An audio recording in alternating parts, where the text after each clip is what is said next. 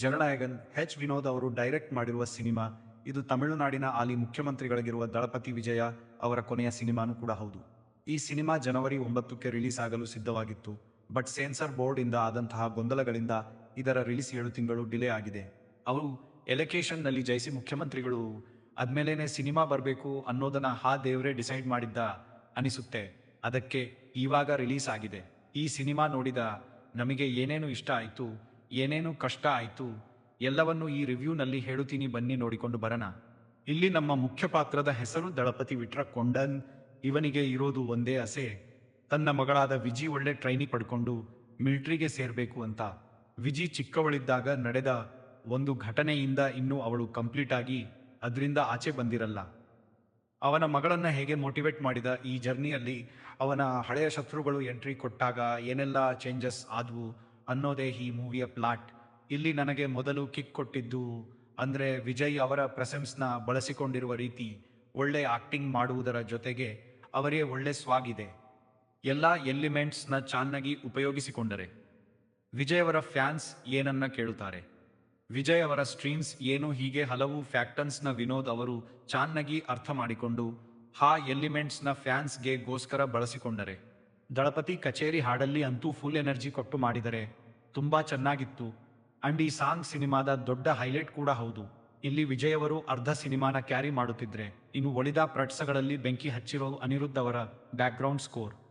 ಸಾಕಷ್ಟು ಕಡೆ ಏನಪ್ಪಾ ಡಲ್ ಆಗಿದೆ ಅನ್ನೋ ಕಡೆ ಅನಿರುದ್ಧ್ ಅವರ ಸ್ಕೋರ್ ಬೆರಬೇಲ್ ಮಾಡಿದೆ ಅಂತ ಹೇಳ್ತೀನಿ. ಅಂಡ್ ಇನ್ನ ಆಕ್ಷನ್ಸ್ ಡೈಲಾಗ್ಸ್ ಆಗ್ಲಿ ವಿಜಯ್ ಅವರ ಸೋನ್ನಲ್ಲೇ ಇತ್ತು. ಅಂಡ್ ಅದೆಲ್ಲ ಚೆನ್ನಾಗಿ ಲ್ಯಾಂಡ್ ಆಯ್ತು. ಇನ್ ಕಿವೇನ ಪ್ರೊಡ್ಯೂಕೇಶನ್ ಆದ ಈ ಸಿನಿಮಾ ಸಿಕ್ಕಾಪಟ್ಟೆ ಗ್ರಾಂಡ್ ಆಗಿದೆ. ಪೋರ್ಟ್ನಲ್ಲಿ ಬರುವಂತಹ action since, fire fights since ದೊಡ್ಡ ಸ್ಕೇಲ್ನಲ್ಲೇ ಮೂಡಿ ಬಂದಿದೆ. ಸಿನಿಮಾದ ಮೊದಲ ಅರ್ಧ ವೇಗವಾಗಿ ಸಾಗುತ್ತೆ. ಕಥೆಗಳಲ್ಲಿ ಬರುವ ಪತ್ರಡನ್ನ ಪರಿಚಯಿಸುತ್ತಾ ಒಳ್ಳೆ ಫೇಸ್ ಅನ್ನ ಮೈಂಟೈನ್ ಮಾಡುತ್ತಾರೆ. ಬಟ್ ಸಿನಿಮಾದ ಎರಡನೆಯ ಅರ್ಧ ಕಂಪ್ಲೀಟ್ ಪೊಲಿಟಿಕಲ್ ಡ್ರಾಮಾ ಅಂತಾನೆ ಹೇಳಬಹುದು. ಅಲ್ಲಿ ಇದ್ದ ಎಲಿಮೆಂಟ್ಸ್, ಅಲ್ಲಿ ಪ್ಲೇಸ್ ಮಾಡಿದಂಥ ಟಾಕಿ ಫೋರ್ ಸೆನ್ಸ್ ತಮಿಳುನಾಡಿನ ಈ ಸಲ ಆಸಾದಲ್ಲಿ ಎಲೆಕ್ಷನ್ ಇಟ್ಕೊಂಡೇ ಮಾಡಿರೋದು ಅನಿಸುತ್ತೆ. ಇನ್ನ ಮೈನ್ ವಿಲ್ಲನ್ ಆಗಿ ಕಾಣಿಸಿಕೊಂಡಿರೋದು ಬಾಬಿ ಡುಲಾಯ್ ಇವರು. ಒಳ್ಳೆ ಪ್ರೆಸೆನ್ಸ್ ಅನ್ನ ತಂದಿದ್ದಾರೆ. ಆದ್ರೆ ಅವರ ಪಾತ್ರವನ್ನ ಏನಷ್ಟು ಲಾಗಿಕಲ್ ಆಗಿ ಎಡಬಹುದಿತ್ತು. ಬಟ್ ಇದಷ್ಟು ಟೈಮ್ ಅವರ ರಗಡ್ ಪ್ರೆಸ್ ಸೆನ್ಸ್ ನ ಮೈಂಟೈನ್ ಮಾಡಿದರೆ. ಮಮತಾ ಬೈಜವು ಕಡೆಯಿಂದ ಒಳ್ಳೆ ಆಕ್ಟಿಂಗ್ ಬಂದಿದೆ. ವಿಜಯ್ ಅವರನ್ನ ಬಿಟ್ರೆ ಕಂಪ್ಲೀಟ್ ಹರ್ಕಿರೋದು ಇವರ ಪಾತ್ರಕ್ಕೆ ಮಾತ್ರ. ಸೊ ಅದನ್ನ ಚೆನ್ನಾಗಿ ಕ್ಯಾರಿ ಮಾಡಿದರೆ.